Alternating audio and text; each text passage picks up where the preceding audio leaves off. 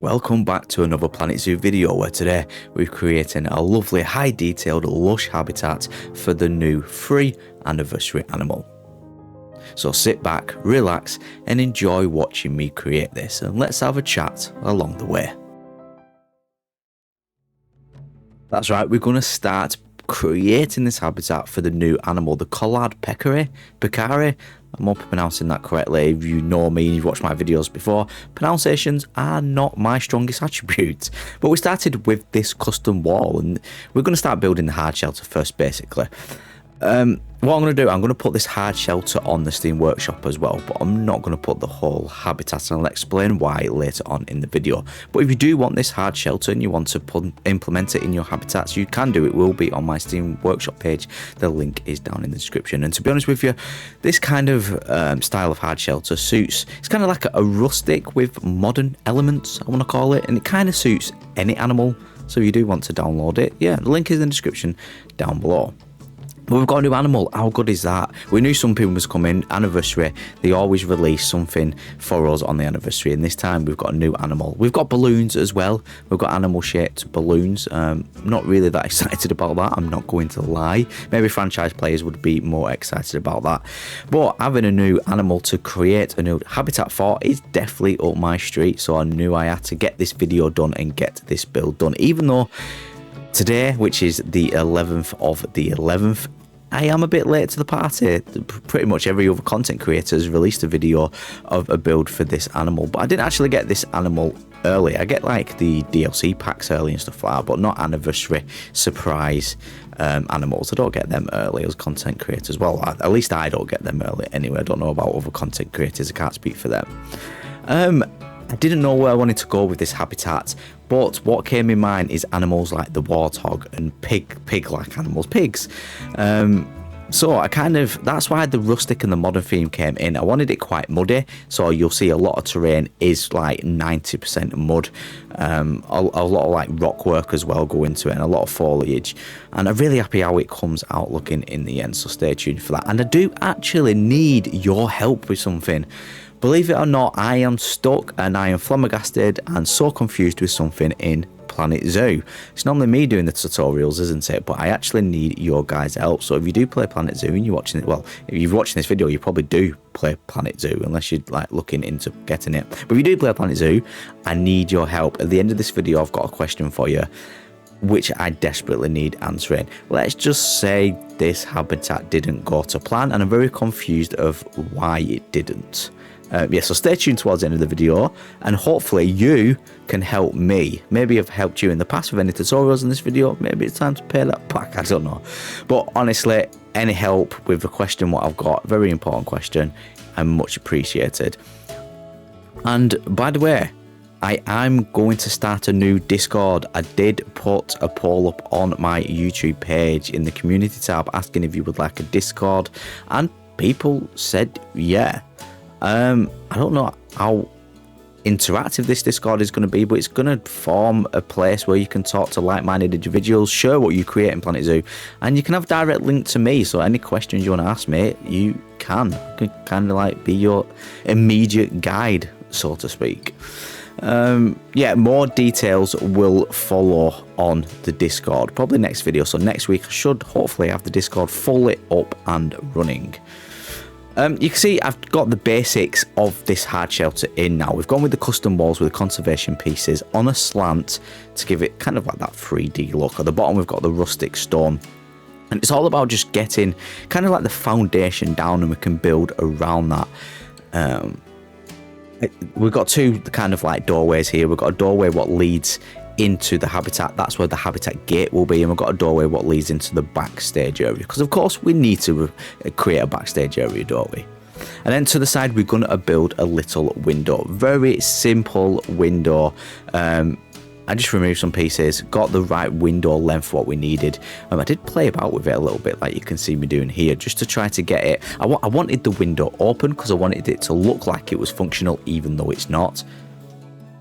And I wanted a little bit of separation as well. The window what I originally put in just looked too much. It looked too long and silly. And it didn't look like in place. I can't explain it. I always say in Planet Zoo, if you're not happy with something, go back and change it. So that's what I did, and I separated it and created 2 separate windows. And now it was about building the inside. I could have just left it how it was, but me being a little bit of a perfectionist, I thought no, because that's just, you just wouldn't see that in the inside of a habitat backstage area in a zoo, wouldn't you? I need some kind of like paneling, and that's where the plaster pieces come in. I use these plaster pieces all the time, and I just layered them just on the inside to give it a more paneling look and a more like kind of like realistic look. And I've always said this in Planet Zoo, if you kind of make things look like they're built for purpose, like, you know, adding realistic aspects, then your build will look better as a whole. It's all about the little details, what end up being a big detail.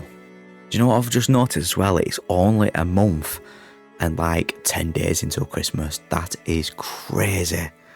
Like, how far is it me, or is this year gone super fast? I don't know what is going on, but honestly, it's Christmas. It's nearly Christmas. Does that mean I can now start putting my Christmas tree? No, I'm not going to put my Christmas tree up. We'll leave that until December.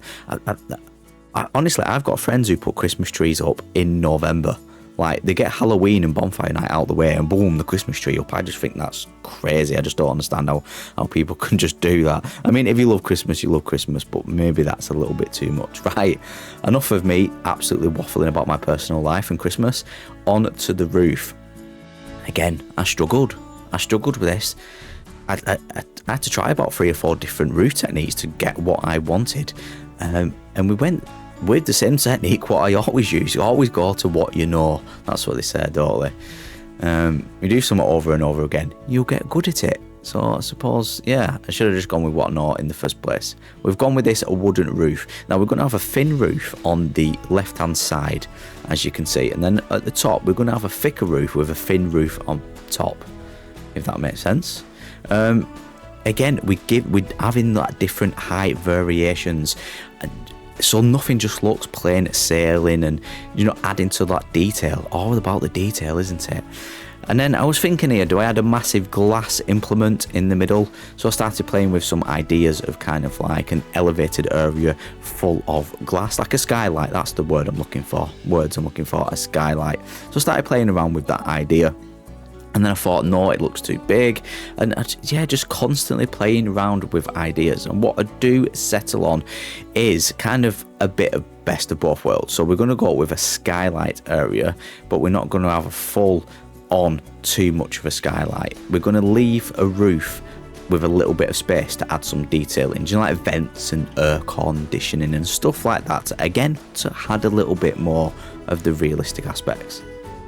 Right, these fences are on my Steam Workshop page, and these are what we're going to use in this backstage area. So let's add them, shall we? Right, let's add them up.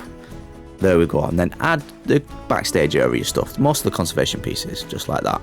And you see it in the corner, this is what it looks like. We've got a broom, buckets, we've got a little notice board, wheelbarrow, stuff you will find in that area. Right, moving on now, and I didn't know what I was doing right now, I'm not going to lie to you. I wanted to create kind of like a half circle of plaster pieces to look like a man-built wall, and then dig down in the terrain, so there's like a slope going down to kind of like a little pit area. Now, me just saying that just totally, like, I would confuse myself if I was watching this video, but it's very hard for me to describe what's going on in my head when I come up with these designs. A lot of people ask me, where'd you get inspiration from? Where'd you get these design ideas from? And I say it to everyone all the time. Honestly, sometimes I might see a picture or a building in real life and think, oh, I can base it off that, or even the colour scheme. But mainly, I kind of just go with the flow, and that's exactly what I was doing here.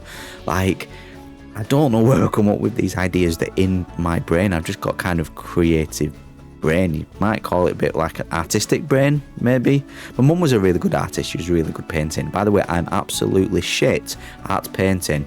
Honestly, I picked up I nearly said a toothbrush then.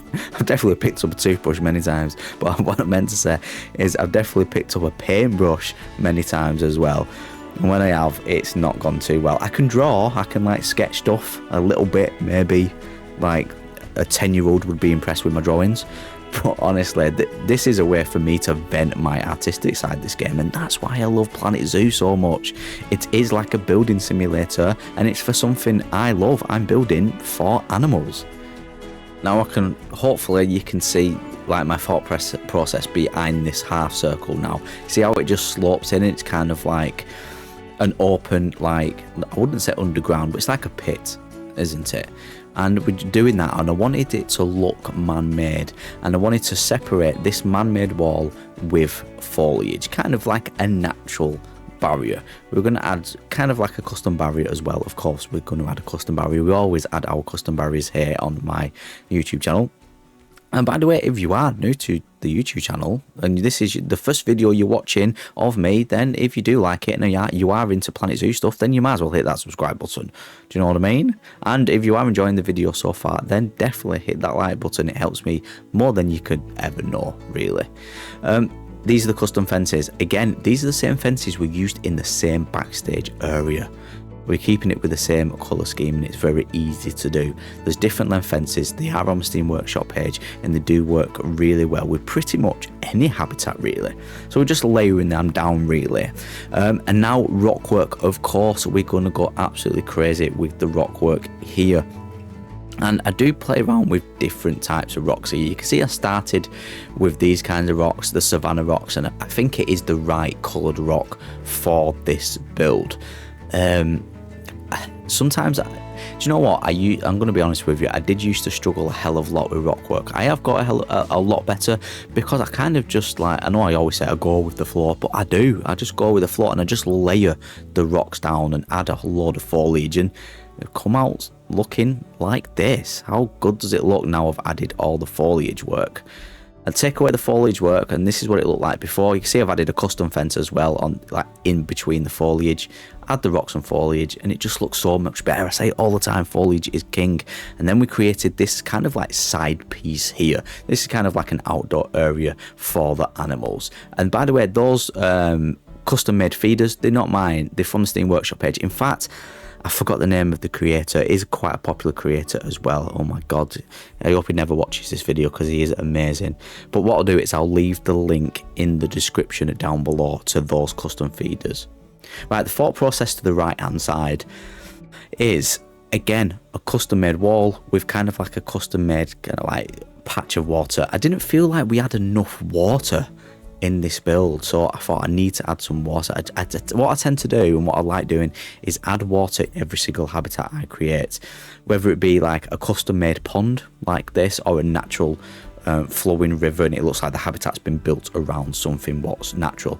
But I always like to add water. Now you can see me creating this, some kind of absolute monstrosity of a wall. And again, this is me just playing about with different ideas here. I wanted to kind of square off this area here around this man-made pool, just to square off the habitat. I didn't want all the barriers all the way around. I kind of like to separate the barriers with natural looking stuff, so kind of like rock faces and trees and stuff. And this is me attempting to build that, and I kind of got something what I liked, so I started duplicating that over and placing that around this body of water. And I know it looks jagged, I know it looks a bit stupid, but bear with it, it will look good, because what I'm going to do is add trees to make it look like bushes and make it come over the rocks and hide all the jagged edges, and it will blend all together and look well. Just because something's not looking good now doesn't mean you can't make it look good. Look, see me how I'm just layering these trees around, covering all the gaps and everything, and making it look like natural, really. I'm kind of like, I'm trying to make it look as natural as possible as I possibly can. And yeah, I am really happy. And obviously we had to then move on to this. You see the jagged edges around the pool, just cover them up with rocks. If you do get these jagged edges, that would be the number 1 tip with working with water in Planet Zoo. Just cover them with these 4 rocks to make them look like pebbles. And you won't have your jagged edges. The pond or the river or whatever you're working on will look more realistic. Add some reeds, and it just completes and finishes the look of any pond or any river. I'm using the same foliage of what I've used lower down, just placing it and just where I can, and trying to again make it look a little bit overgrown, a little bit more natural, and making it look like it should be.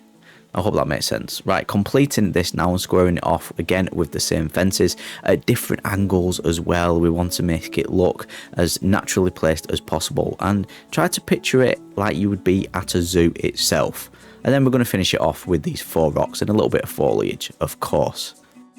So here it is, the habitat is complete, but we have got a massive problem and something what I might need you guys help with. As you can see, there's currently no animals in this habitat, and the reason for that is I can't find the animal. I'll show you what I mean. So obviously my game is up to date and all the updates. I've never had a problem before about any updates. I've checked everything, it all seems fine and up to date. But when I go onto Zoopedia, right, and I try searching for the new animal, the celebration, it just doesn't come up. I can't trade it. It's not in my Zoopedia. It's not in my animal trading. I can't find it.